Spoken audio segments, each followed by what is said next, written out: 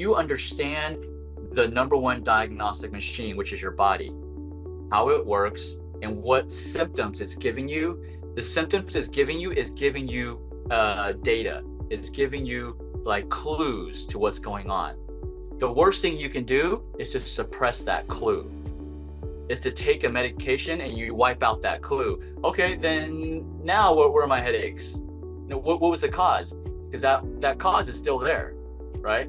So when you just do some type of quick fix, a patch it up type of treatment, you're just erasing all the clues your body is telling you to help you fix it, right? So, but if you, now you got, of course, you're like, oh, how do I learn about those clues? Well, by joining us on these podcasts, we're teaching you these clues, right?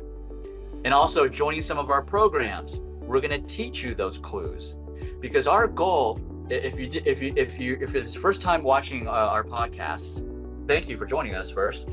Our goal is to give you the tools you need to be able to maintain, to detect what's going on and solve the health problem yourself.